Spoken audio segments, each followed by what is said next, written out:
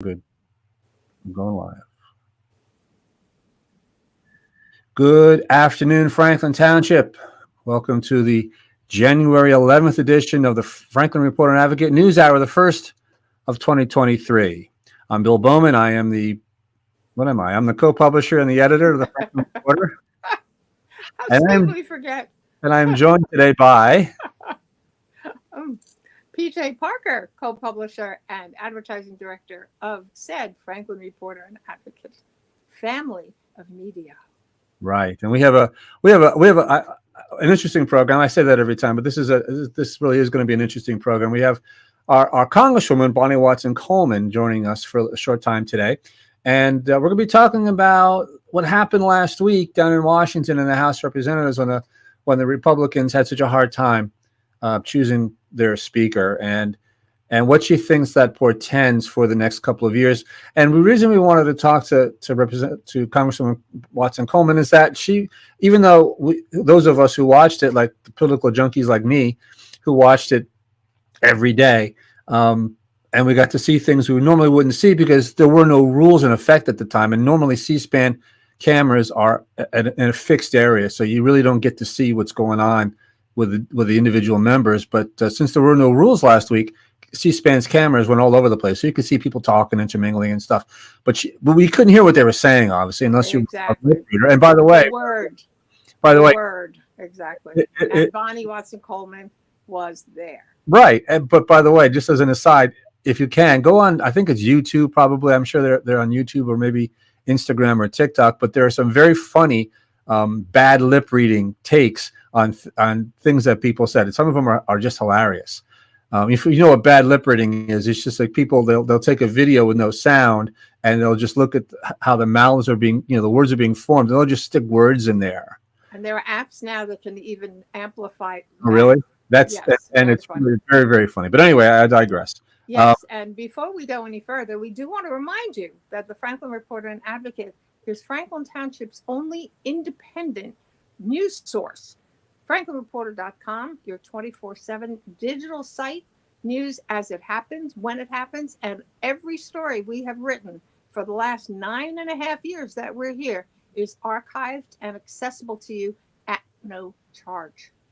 Also, sign up for our morning report. You can do that right on the front page of the FranklinReporter.com website, and then you will be receiving our email blast every single morning of the day's top stories. Do not also forget news hours such as this, which we will publicize on our Facebook page. And last but not least, our monthly digest, which is 1 month's worth of the news of that particular month, the best stories of that particular month, distributed throughout Franklin Township at over 30-something locations. To subscribe, Bill. To subscribe to the Franklin Reporter news site, go to thefranklinreporter.com. And you'll see a little box that will pop up, and we'll direct you on how to subscribe. $37 a year is the best deal you're ever going to get. 10 cents a day, Franklin. Really, even. Also, 10 cents a day. While it's still 10 cents a day. Right. Well, we're in our 10th year now, folks. It's been that same 10 cents a day. Yeah. Also, on the front page of the news site is on the left side, left-hand column. You'll see a little box so you can sign up for our morning report, which is a morning email blast that goes out at 5 a.m. The day after news stories are posted, let you know what's going on in town. Also, if you're watching this on YouTube, please subscribe. Hit that little subscribe button.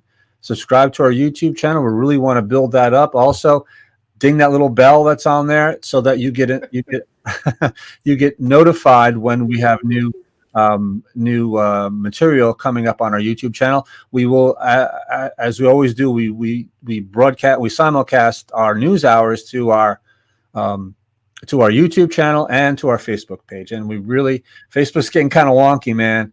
I don't know, it's getting kind of wonky. So we're really kind of thinking about focusing more on the YouTube channel. So we really need to build that up. So please do subscribe. Mm-hmm. Now, before we go any further, today's Franklin Reporter and Advocate News Hour is brought to you by...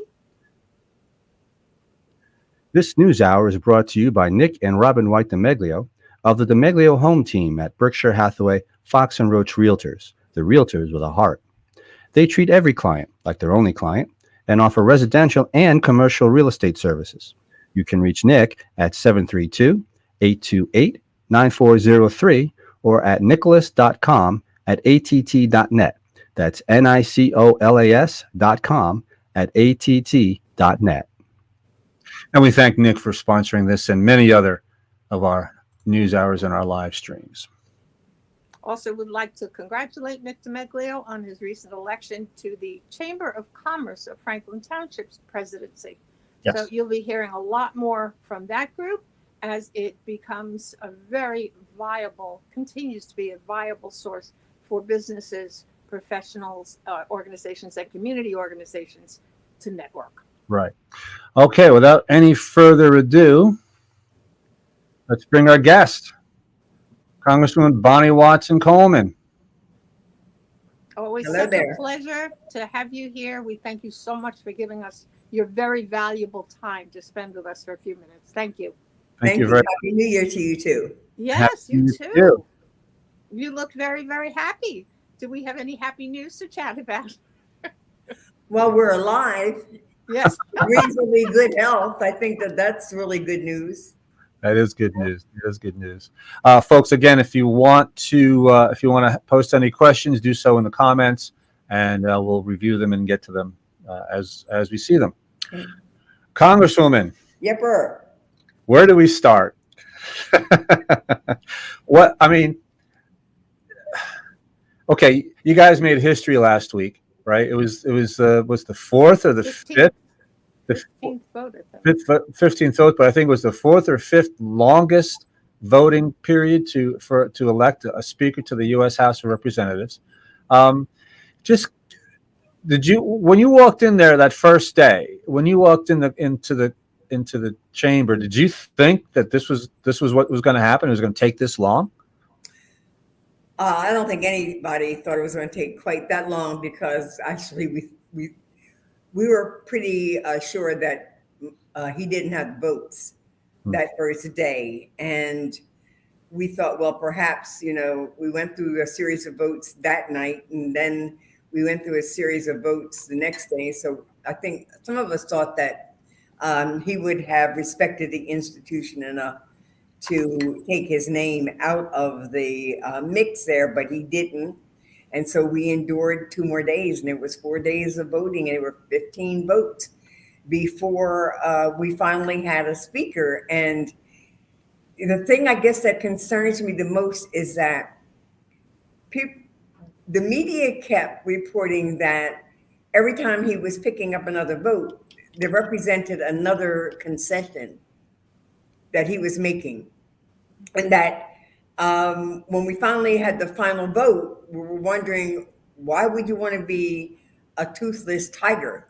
A speaker is a very influential position, but it isn't going to be that way in this Congress, because it seems that in order for him to get the votes necessary to become the speaker, he had to make concessions to all kinds of different assorted groups within his conference, some of which may not be workable and some of which may even be contradictory. I mean, we're learning as we're going here.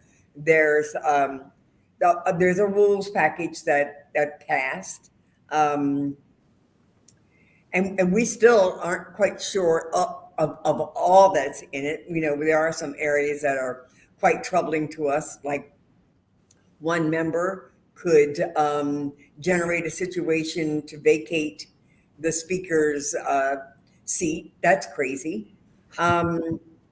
There are issues about amendments, and there's cut go instead of pay go.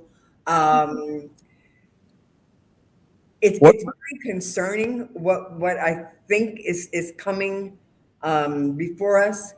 So the first couple of things that they did once they had a speaker and once we had rules, first thing they did was to try to defund the funding going to IRS, so the IRS could have enough, not only bodies, but the kind of expertise that they needed to be able to audit and monitor, very, very, very wealthy, complicated tax reports.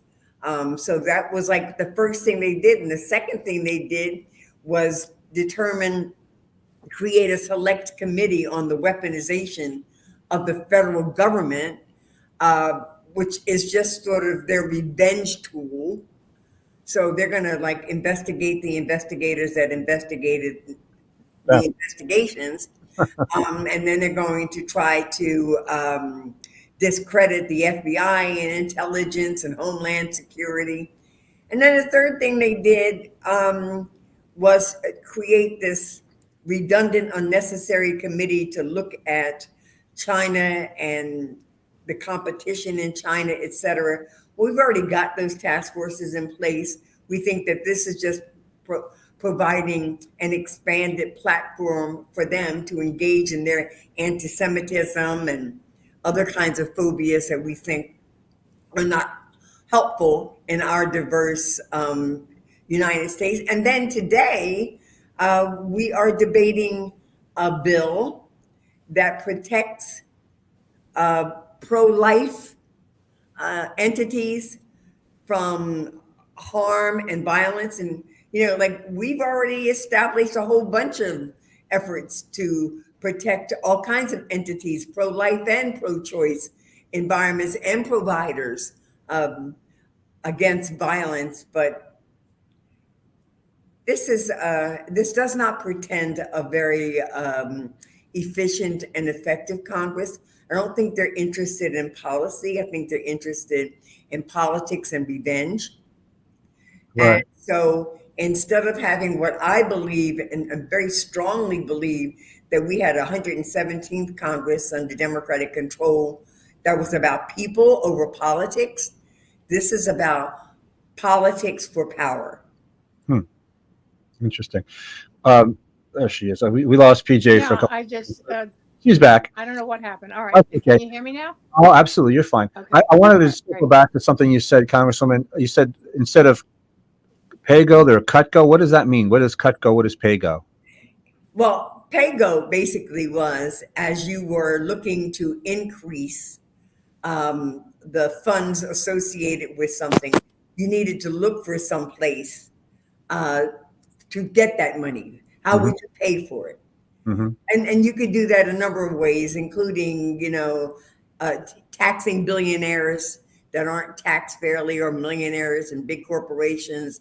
You could also, cut funding, but this is different. This is called cut-go. So anytime you're interested in increasing funding for a program, you have to come up with the mechanism to cut funding from something else. Right. Okay. Interesting. So give us a little bit of the inside track. I mean, I was looking for you. I couldn't see you on the TV thing, but I was looking for you. I saw Frank Pallone a lot. I'm not sure why, but what were you? I have a long history with Mr. Pallone. I'm from Long Branch, and my mother knew him, and he's a great guy. Very nice man, very nice. And we had some really nice conversations when I was at the Asbury Park Press, and I was covering the closure of Fort Monmouth during the 2015. And a testament to the decency of the man. When Bill's mother died, he sent flowers. He sent flowers to Florida. I was going to say that, but I was going to get choked up, so I didn't want to bring it up. I know. That's why I said it for you. Anyway, so it was just such a lovely gesture. Very nice. And again, beyond any sort of political anything, it was just a lovely. He's a lovely person. Yeah. Very capable. Spoke volumes. Yeah. So tell us what were you doing during those? I mean, those interminable votes, because of the way that your voting, your automated voting system is set up, it's yay or nay. You can't vote for, you can't vote for a person. So you guys, it had to be a voice vote. So what were you doing? Were you schmoozing? Were you lobbying? What were you doing during those times? And I didn't have to lobby my side. Right.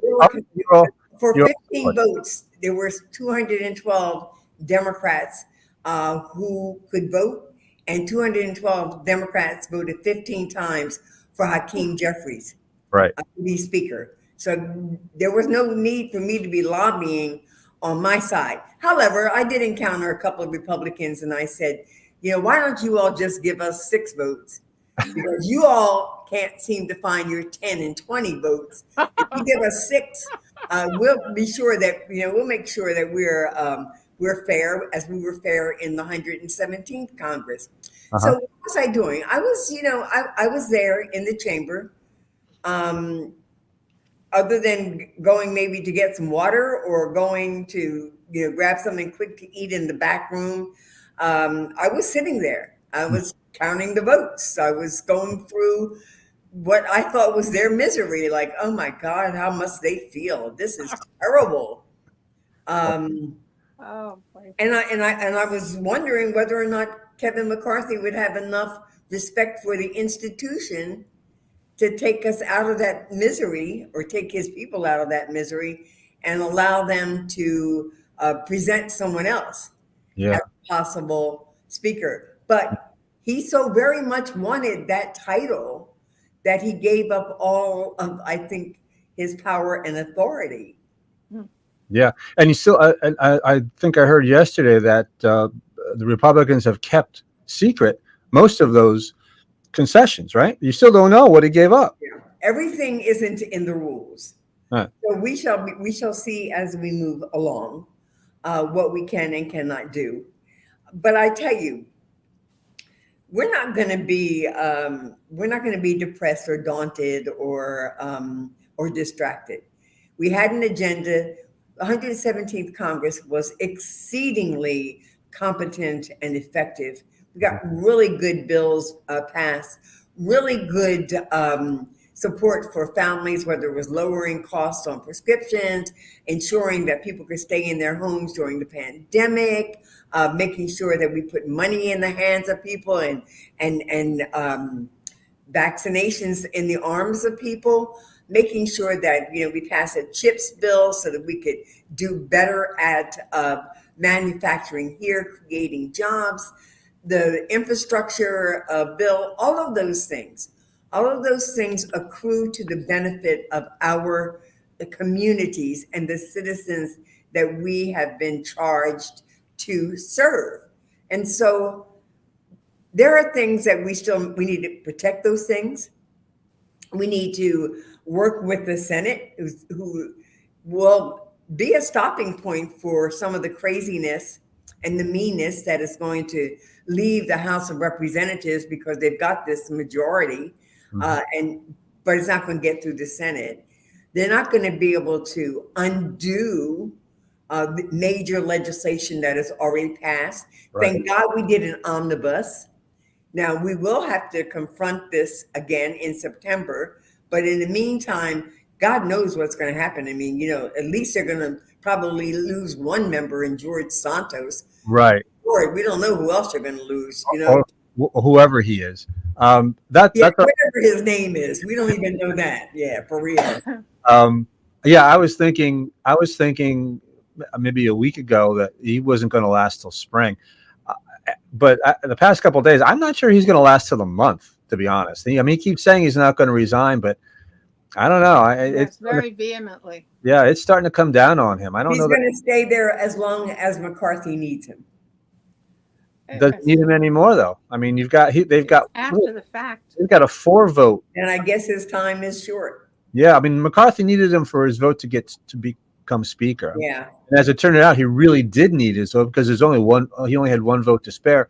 The never Kevins must have gotten what they wanted, right? Gates and Boebert, and oh my God, and the rest of the Rhodes Scholars there probably got what they wanted, and that's why they voted present as opposed. Yeah, right. I think one of the most troubling aspects about this 118th Congress that has a Republican majority is that there are members on their side, in the Republican majority, who are going to be given or have already been given leadership positions. And they were part of the January 6th committee's investigation, and there were revelations of their involvement and perhaps support of the insurrection. Right. And they were also deniers of the outcome of the The election. election. Right. And so one can't expect a lot of good and positive work coming out of those people if they're going to be in charge of important committees like oversight and judiciary and homeland and agriculture and housing, and we're just going to have to hold their feet to the fire and make sure that we're communicating with our constituents, just like I'm doing right here now, and Mhm. letting them know what they're doing to dismantle or to attempt to dismantle, and how they're being cruel and contrary to what this democracy deserves, Mhm. and what we've done as a contrast, because the contrast is going to be very stark. Oh, absolutely. Absolutely. I mean, yeah, you just said what I was gonna ask about the fact that some of these folks were investigated by the January 6th committee, right? And referred to Referred to the ethics. Now, I understand that the exist. Republican majority is trying to do something with the ethics, with the Office of Ethics. So, Oh, that's a shock. this is terrible. In Franklin Township, where this is one of the more diverse pockets in the state of New Jersey, and I have several friends in several different cultures, and we talk about government, and they shake their heads and they laugh at the chaos of what is supposed to be the greatest power in the world, and acting like a bunch of bullies and clowns. There's We such can, a dearth yeah. of credibility now, and this just doesn't seem to be this latest Speaker of the House chaos on top of January 6th, 2 years later, and there is still so much that is being questioned and not validated. The perception of the United States of America is becoming a laughingstock. How do you think moving forward, given everything that's gone on, well, let's say since 2016, how do you think we recover from something like that? What do we do to move forward and reestablish the credibility? Yes, of course, all the programs that you support and all the legislation that gets passed for the good of the people, that needs to be more publicized from my perspective. Yeah. But you are on the inside of government, Bonnie Watson Coleman. So, PJ, I think that our greatest challenge is to make sure that we are communicating with our constituencies, and that people even outside of our constituencies, but all across the country, have a full appreciation, understanding of what they're doing and the implications of what they're doing, and what we did in that space, which was different. Mhm. And that is something that we have to be disciplined enough to do. It's going to be redundant. It's because they're not going to do a lot of policy, not good policy. They're not looking to do a lot of legislation. They're looking to do a lot of investigation. And they're looking to dismantle and they've got a part of their new rule is that they have the capacity to defund agencies and individuals if they want to. Now, Yeah. I don't know how many hundreds of thousands of employees represent a federal government employees, or I don't really know every agency in the federal government, but can you imagine that they would be so trite as to go down as far as defunding a person's salary? That is amazing. As Well, that's absurd as it There are is, people it's there not that will far do things from like the that. reality of how people are perceiving this government now. But they can't do that without the Senate approving it, right? They can't do that unilaterally. Right. Okay. Because that I think is targeted to the special prosecutor, Well, Jack. it's not just a special prosecutor. I No? mean, look, they're trying to do it to the IRS. Obviously, that they already did that. It's the FBI. Mm-hmm. It's the intelligence agency. They're already calling for Mayorkas from Homeland Security to resign, or they're going to try to impeach him. Right.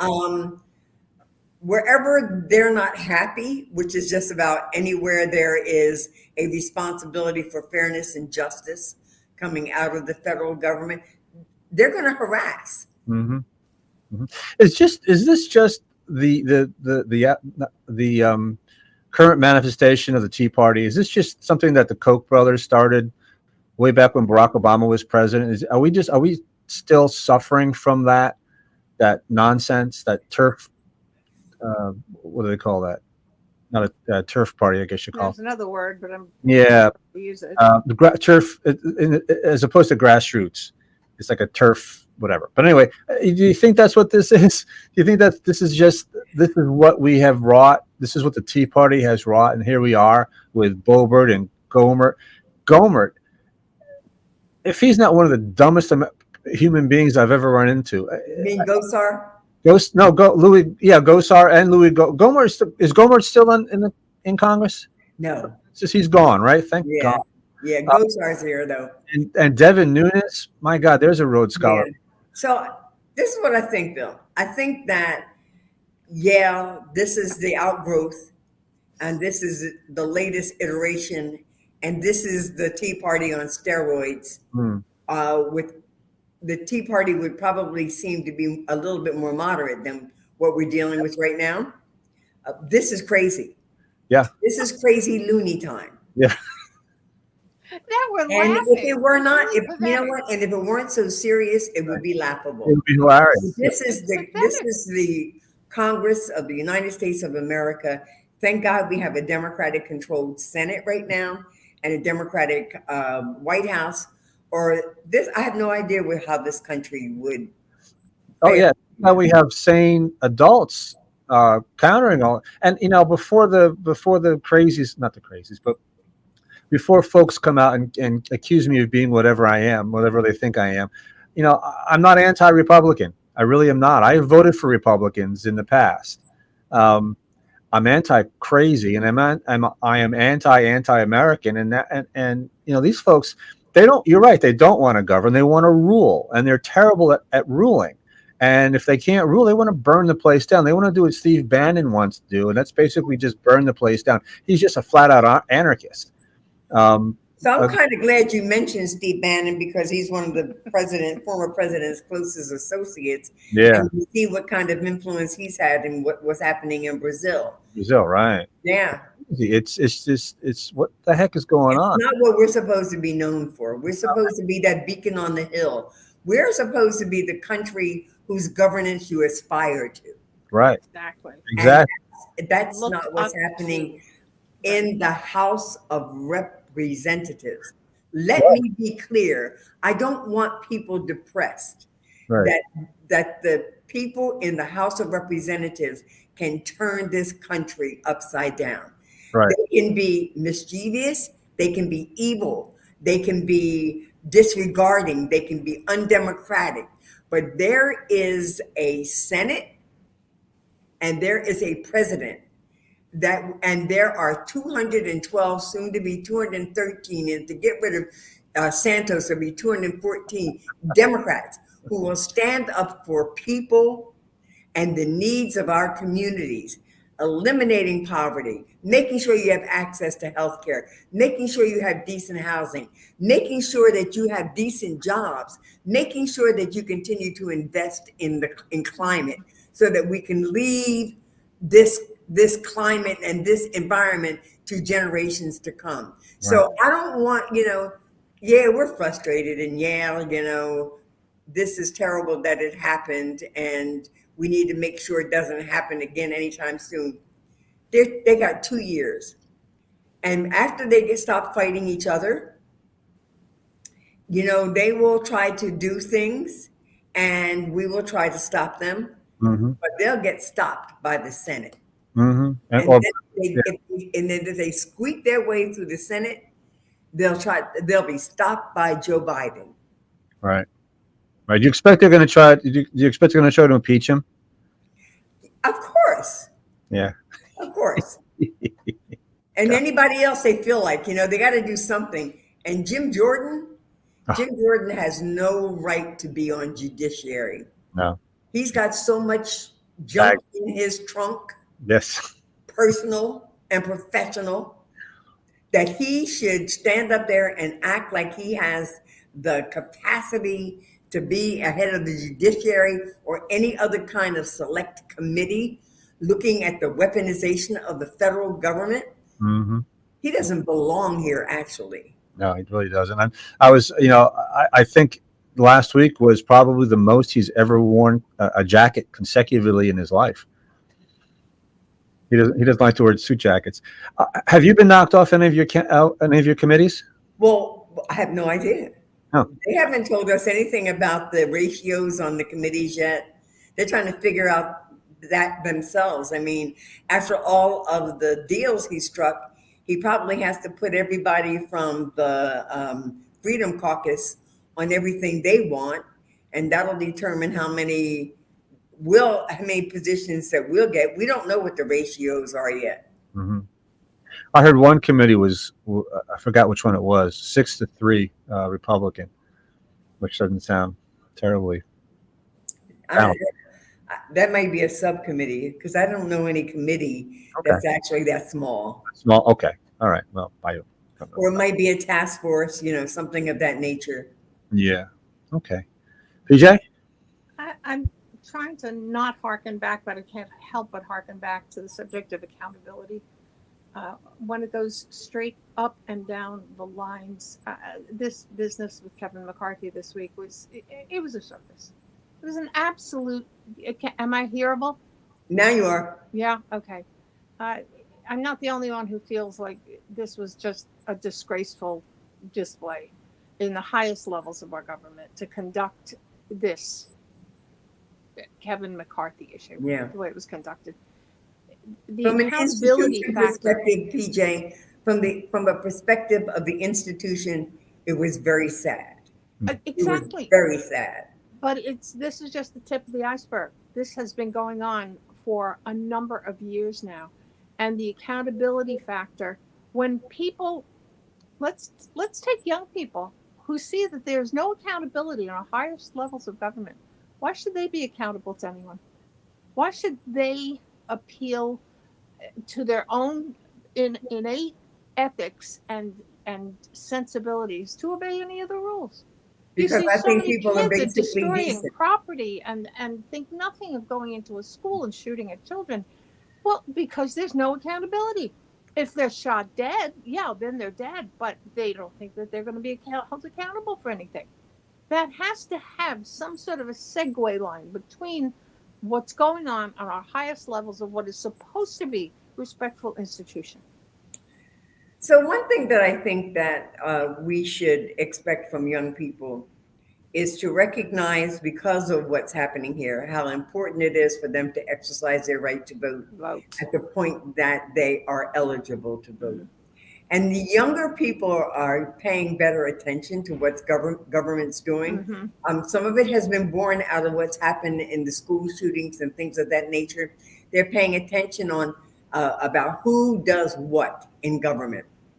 And so I want to look at this from a very positive, optimistic perspective, that it will generate more of their involvement in the civic process of voting. Mm-hmm. Mm-hmm. That will be the shining light. Yeah. If that actually occurs, and I see we see that so much in Franklin Township. There are so many students who are involved and concerned. And they're involved because they're concerned. And I'm very appreciative of the young people who are just so sophisticated now. Mm-hmm. Just not in high school now. And they're not taking it. They're not having it. Some of this, they're just not having it. Yeah. So, given what we've experienced so far in this young 118th Congress, what do you expect to have to be happening in the next 2 years? I'm almost afraid to ask. And I do not want to forget what's going on as far as the second anniversary of January 6th. Yeah. If you could include that under Bill's question. Thanks. Well, the findings of the January 6th committee are both public, and then there are the referrals to the federal, to the Department of Justice. Very important. In addition, there is the information that may be highly sensitive, or could create a, security issues, has been sent to the federal government to determine whether or not it could be released to even back to Congress members who weren't on that committee. So that's a good thing. We did take a moment to reflect upon January 6th. And there was only one Republican that participated in that reflection on the 6th of January. Wow. What I expect over the next 2 years is for Democrats to talk about voting rights, women's rights, job creation, security and protection, gun safety, economic advantage, and equality. And what I expect from the Republicans is to do investigations and allegations and, Blaming. perpetuate all kinds of different conspiracy theories, and very little accomplishments in terms of legislation that works on behalf of the people that's so dearly needed. And I'm gonna pray to God that we don't have a pandemic, a public health pandemic during this time, because we're gonna have to fight like hell to get money out of the House of Representatives. And I pray that the war in Ukraine comes to a close, that with the help that we've given it, because we're going to be having to fight like hell to make sure that we continue to support Ukraine. All right. It seems like a lot of those representatives are more favorable to Putin than they are to Yeah. Zelensky. So my staff is over here saying, "You've got to wrap it up. You got to go. You got to go." I always enjoy, spending time with you all, and it is a way for me to connect. Yes. And so I thank you for taking the time to talk to me. And as we do things, hopefully I will have some updates for you. Excellent. Wonderful. Okay? I know that We had talked very briefly during your last visit about having some sort of a regular feature with Bonnie Watson Coleman. News on the Hill from News Bonnie on the Watson Hill. Coleman. I would love it. Congressional District. that'd be great. Let's talk and make that happen, and then we can start publicizing it so people can expect and put them on the calendar to make sure that we have a wider audience for you. We'll talk to your people. Definitely. Yes. Bye-bye. All right. Thank you, Bonnie Thank you, Watson. Congressman. We appreciate you taking the time. Thank you very Yes, much. Thank we you. so appreciate, and we appreciate your leadership. Thank you so much. Take care. All right, let me just get things organized here. Good grief. Well, that was fun. We can only imagine from what we see that's been televised, what we've been permitted to see, Mhm. and what we read, and then we hear the rest of the story from somebody like our Congresswoman Bonnie Watson Coleman. Right. That, and I'm really looking forward to having some sort of a regular programming with her, that we can continue to keep Franklin Township in the loop. Right. But the perception, perhaps that's a Pollyanna attitude or conception, but there has got to be something that reestablishes that this is the greatest country in the world. And our leadership has always been second to none. Our respect factor has always been second to none. And for me to speak with others in different cultures, and they laugh, they say, well, in our country, and then fill in the blank. I know, but a lot of times The perception, and it's not one particular group, it's however many different groups. The perception worldwide is not good, and that does not bode well for anyone. The respect factor. I know, but It's like a little circus. You just see little people running back and forth. And it comes across like that. It's absurd. It's absurd. This is our government. Let's govern. Let's be of the people, by the people, for the people. One of the original tenets of the foundation of our government. It just, anyway. Yeah, but a lot of these other they're not exactly, pristine either. So everybody's got their problems. Every Of country has its course, problems, of course. and it's just nice to be able. The U.S. needs to Well, remain because we just on top. because we're so arrogant about how great we are. That's what it is. Well, And you know what? The arrogance doesn't necessarily come from this country. The arrogance used to be held for us worldwide, that we did not have to be arrogant about what the truth was. And the truth was, yes, we are a benevolent superpower. well, yeah, And well, now that's we're, not. oh, what are we? Oh my gosh. We have a history that's not. Yes, nothing is pristine and absolute. I get that. Our We history could be is not philosophically discussing this until we're both older and whiter, no, grayer.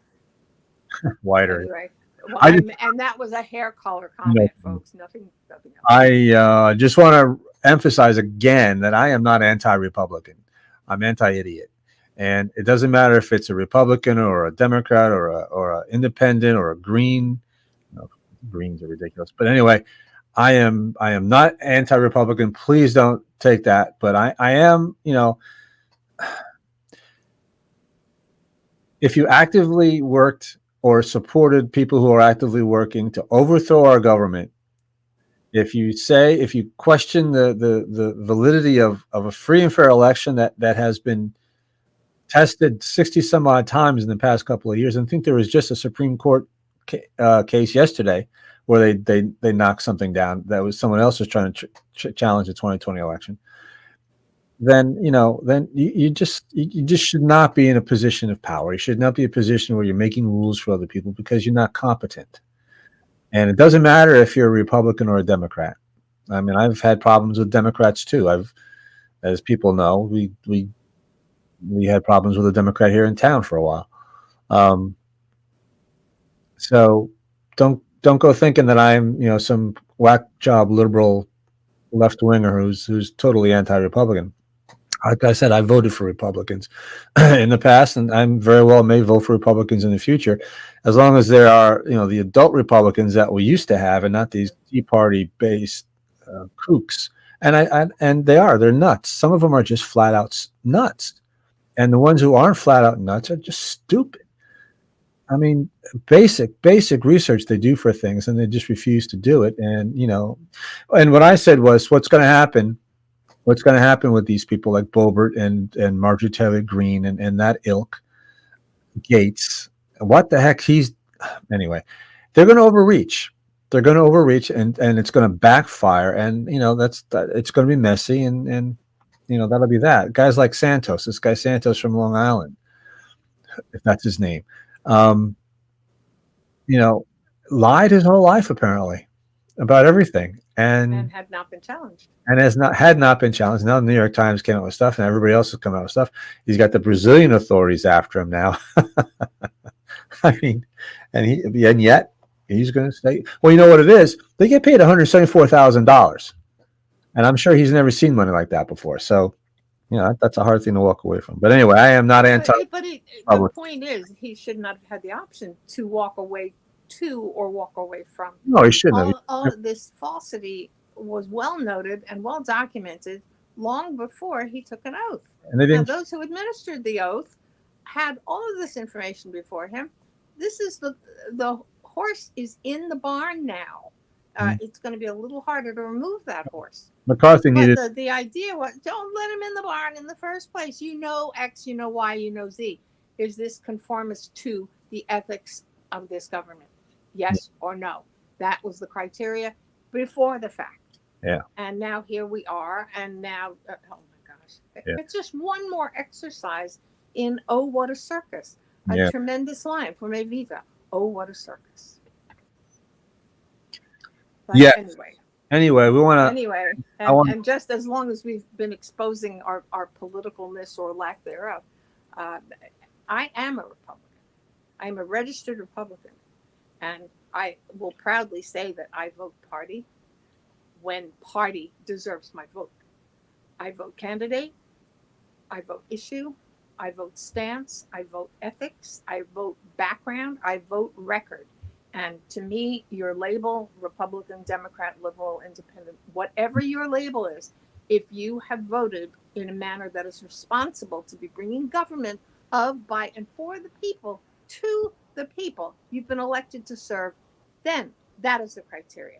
I don't care what my title is. I don't care what I have registered myself as. And that is my own standard. That is my own ethic.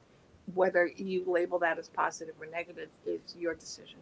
But it's so many times this labeling of who we are that defines our character.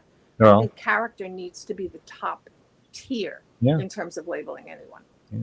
That's why I haven't declared for any party. That's what Carl Jung said. He said when you join a group, when you declare yourself to be something, then all of a sudden you get all these suppositions about you. Exactly. If you are part of this group, then you must definitions. be that.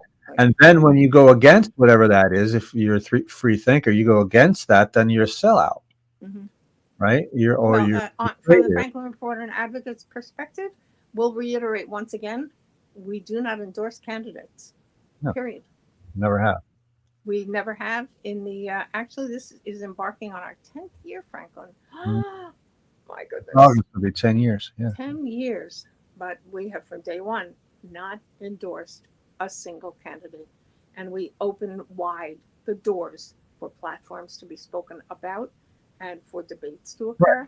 Right. Exactly. And that is what our position is, to bring you who is and who isn't. And then that becomes your decision. That's your defining moment based on the information that we are privy to present. But we're not going to be a megaphone to lies and misstatements and other forms of untruths. We're not going to do that because that's not responsible. But yeah.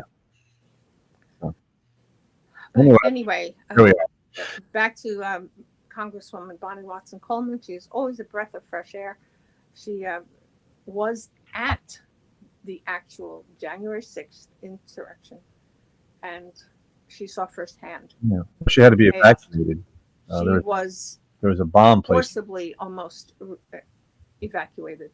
There had been a bomb placed in her office. Well, no, not in her office. In the corridor adjacent to the building outside. Yeah, right, exactly. And she was whisked away. Thank God. And apparently, so many like her had been deposited for safety reasons into an enclosed room, and she herself emerged with COVID as a result of that. Thanks to her. There are a lot of stories in that naked city, and Bonnie Watson Coleman was there. There are stories. There are many more stories that you can tell. Always nice having her on. It's always nice because she's a breath of fresh air, regardless of your party affiliation. Well, the Republicans don't like her, but what are you gonna do? Anyway, so we want to once again thank Nick DeMeglio and his DeMeglio home team for sponsoring this news hour. And in case you've forgotten who Nick DeMeglio is, this news hour is brought to you by Nick and Robin White DeMeglio of the DeMeglio home team at Berkshire Hathaway Fox and Roach Realtors, the realtors with a heart. They treat every client like their only client and offer residential and commercial real estate services. You can reach Nick at 732-828-9403 or at nicholas.com@att.net. That's NICOLAS.com @att.net. God, that guy's got a sexy voice. Who was that masked man? I don't know. Some dude came in here one night and recorded it. All right. We want to remind you that, as we mentioned before, we're coming on 10 years of having FranklinReporter.com up and available for you folks to give the most. We appreciate your subscription to the Franklin Reporter and Advocate, FranklinReporter.com. Your 10 cents a day is not making anybody rich or poor, but it is a measure of the validation that you trust that we are bringing you the news that you want to hear and need to hear concerning your community. From day one, our objective and our goal has been bring Franklin to Franklin. Whether it's good, it's bad, it's ugly, it's going to be what it is. And we appreciate your support. We certainly invite your advertising on several levels. You have digital options, you have broadcast options, such as the news hour you've just watched, video broadcasting, video advertising for yourself and your business, as well as our monthly digest, which is our newspaper, our print vehicle that is now in over 30 locations throughout Franklin Township. If you are interested in Franklin Township news, that is where you're going to find it. And when you are availing yourself of the modes of information from the Franklin Reporter and Advocate, that's what you're going to find. You align with the Franklin Reporter and Advocate because others, just like yourself, want to know the news. That's where your advertising will be seen because people want to know the news, and you're going to be sitting right next to the news. That's right. And if you're interested in advertising, she's the person to contact at ads@franklinreporter.com. If you have a news tip, news story, if you want to complain about something, you can reach me at editor@franklinreporter.com. And that's editor@franklinreporter.com. We're also on social media. We're on the Twitter machine at Franklin Editor. We are obviously we're on Facebook because that's probably where you're watching this. You just go to Facebook and go to Franklin Reporter.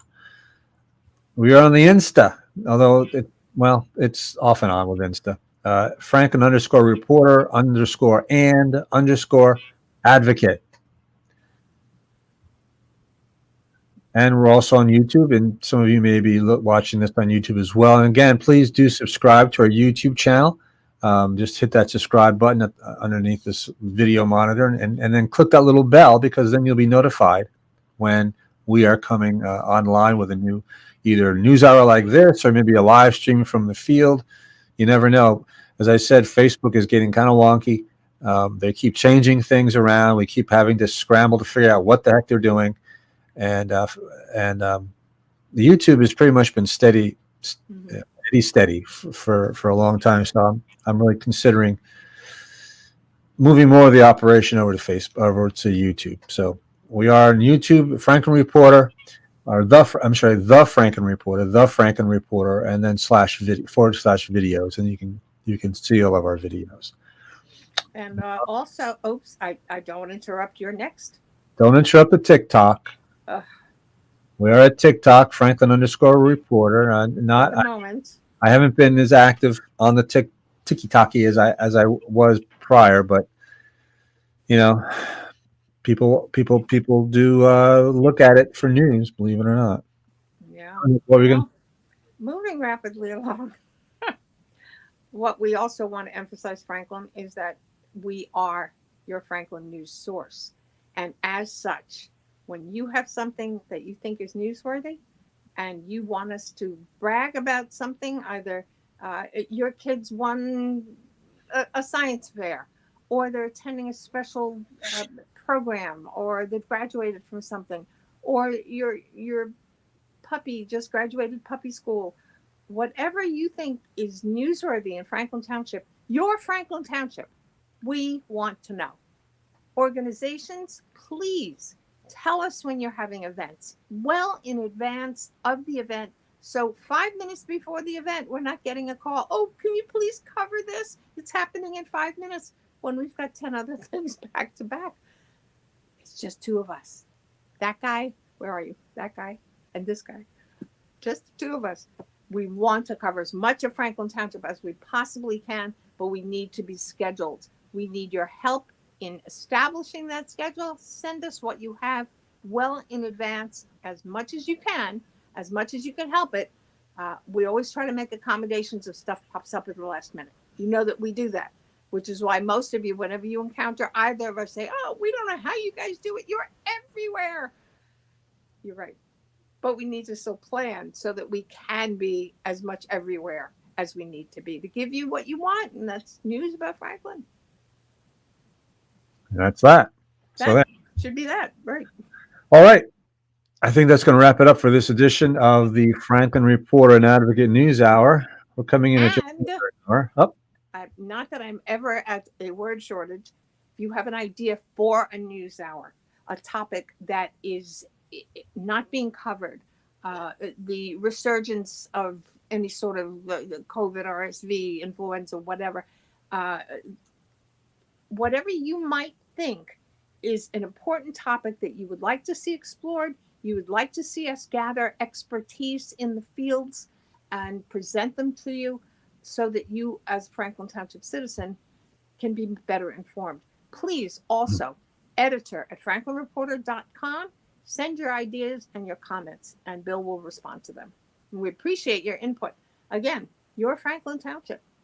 You tell us who you are, and we tell you the rest of the story. There you go. And on that note, we're going to be wrapping this edition up. Thank you again for tuning in, either live or archived. And we will soon see you again, or something like that. And stay safe. BJ, say that thing you always say. Well, I will say thank you, Franklin, once again for tuning in and for believing in us for almost 10 years. And we will be back.